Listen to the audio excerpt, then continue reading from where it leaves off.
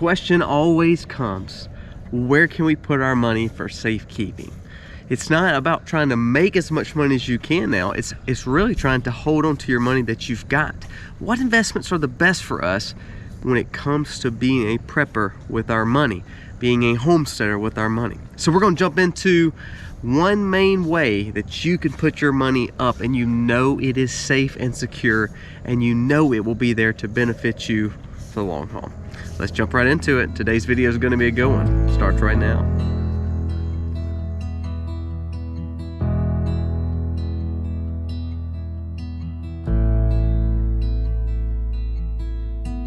Hey guys, welcome to the Max. Thank you so much for being here. If you're new to our channel, go down here, press subscribe and ring the bell.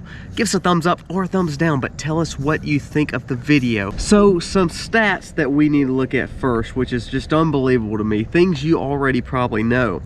But of course, our national debt is $31 trillion. $5 trillion of that has been added in the last 2 to 3 years. We only bring in $22 trillion worth of national gross domestic product. So we're 150% over what we actually bring in and what we're spending. You know how your grandma always told you and your grandfather always told you, you can't spend more than you make? Well, that's what we're doing. Not only are we doing this as a country, let's look at the personal level too. According to TransUnion Quarterly Credit Industrial Insights Report, bank card balances rose 19% during the third quarter from a year ago, reaching a record of $866 billion worth of credit card debt. Now that is basically unsecured, high interest rate debts that we are putting on ourselves and on our children, along with our nation that is piling debts as well. So when we add in the credit card debt and consumer debt, meaning mortgages, cars, we're up to $16.5 trillion worth of debt personally on the American people, not including the $31 trillion that the government has put on us. Local and state level governments have put on another $6 trillion. So when you start adding all that up, what does that mean? You know, our money is not really backed by anything anymore. So why are we piling on all this debt? Is it because we don't know how to control our spending? Is it because we don't know where to put our money and all of a sudden we have to have more, so then we go and borrow it? Another study right quick said the average overall number of credit cards issued over the third quarter rose to 510.9 million.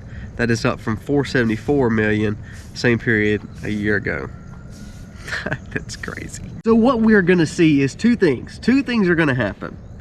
We are so controlled by our consumer debt and also by our government debt.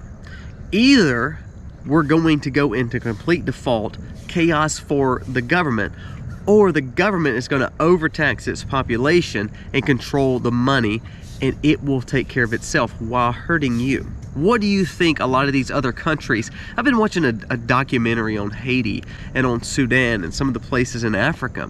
And we're seeing governments take away the middle class. There's oligarchy and then there is the bottom poor class. And it breaks your heart to see those people. However, I think that we're almost doing the same thing in America, where we're making that middle class be so taxed. 87,000 more IRS agents.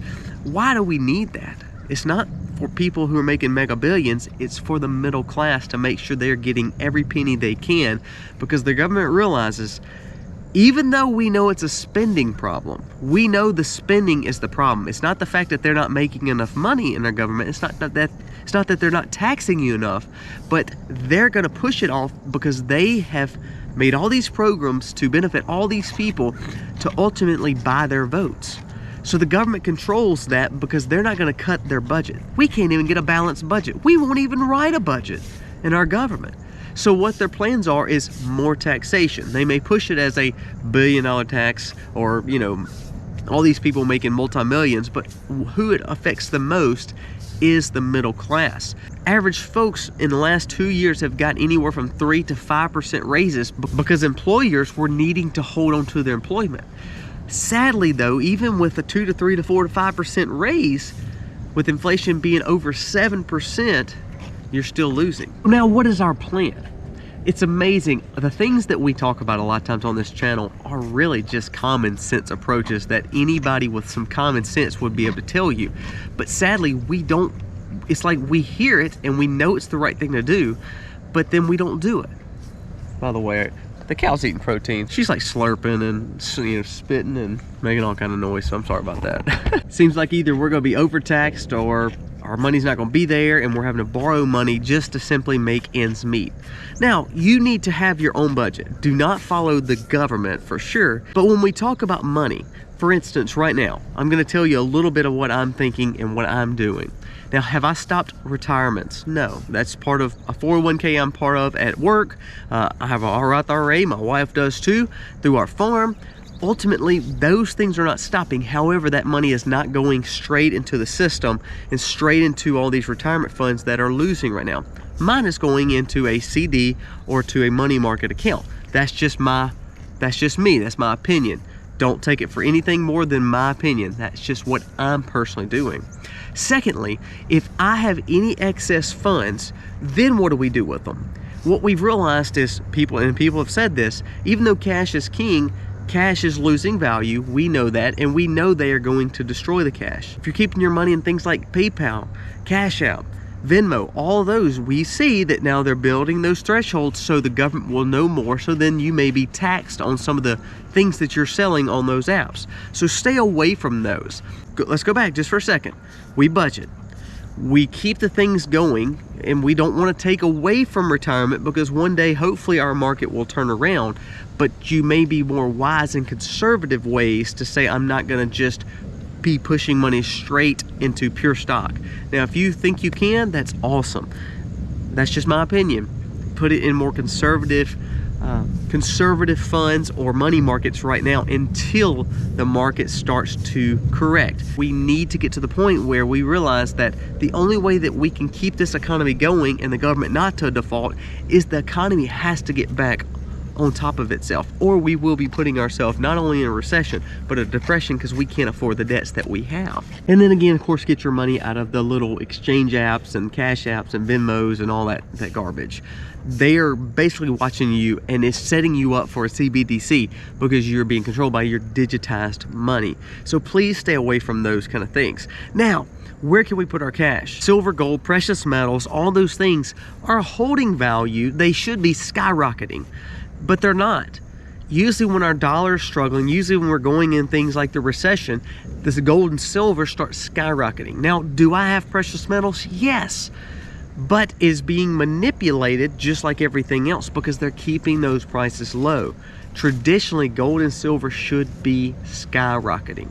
But right now, what is going up in value? There is one thing that is going up in value right now that you can invest in that's going to save you money, help you save money, but also take care of your family. It's foods and goods. It is commodities. It is not Bitcoin or crypto because we see those are ebbing and flowing. It's not the stock market. It's not just pure cash. It's not just precious metals.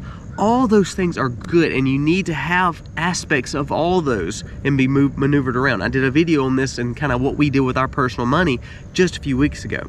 All those things are good, but when it comes down to it, the one thing that matters more than anything is the food and goods.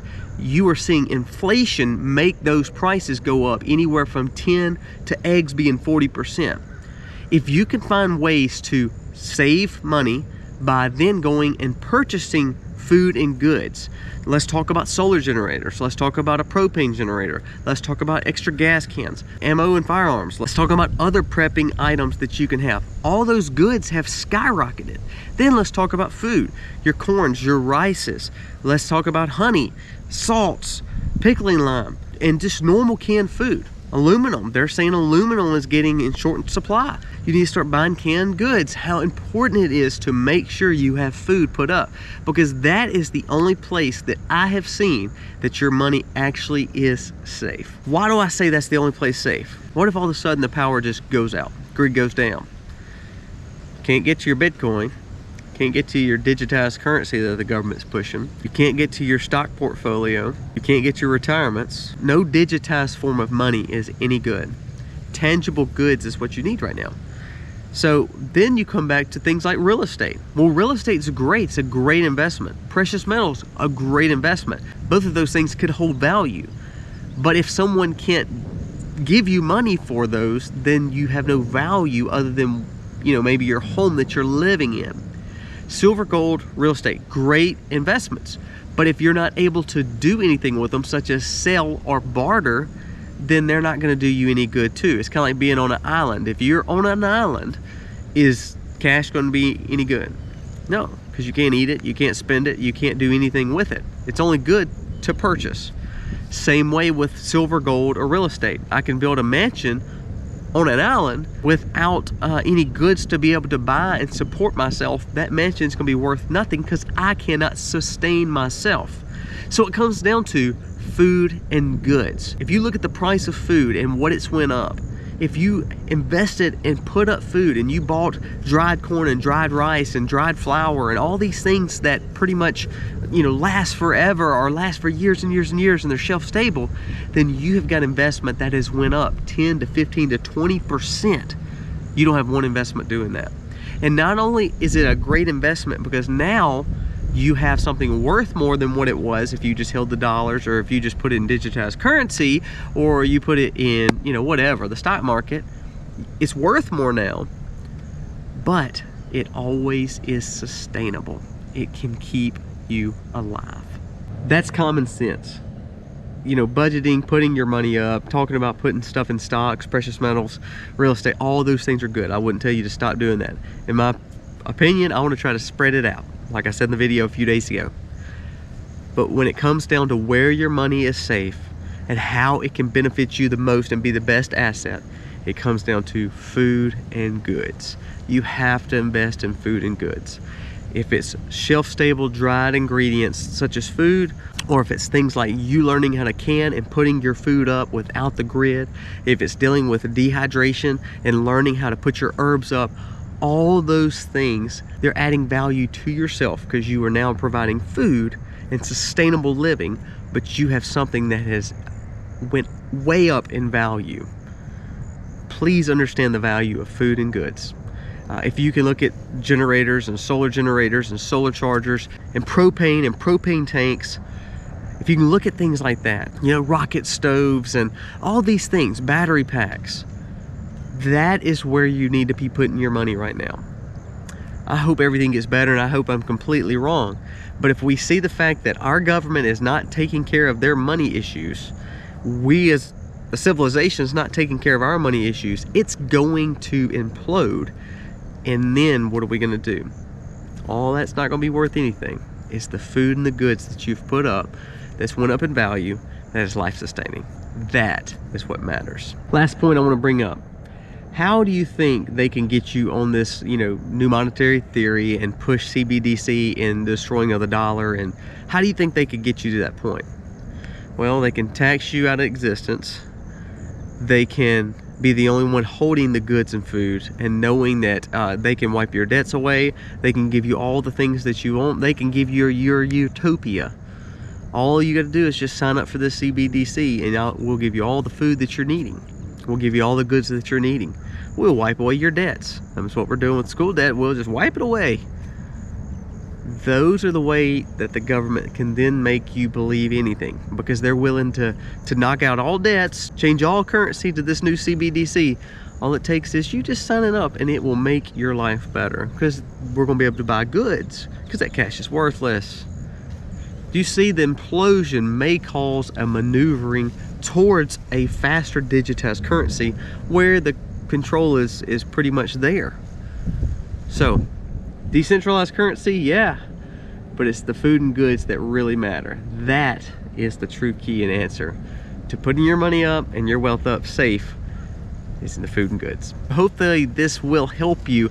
You have to understand that is such a simple answer, but it is so much truth to it. Understanding common sense approaches that you need food and goods, and those have went up in value, and that is the safest place to put your money. Guys, thank you for watching. God bless. Happy homesteading, y'all.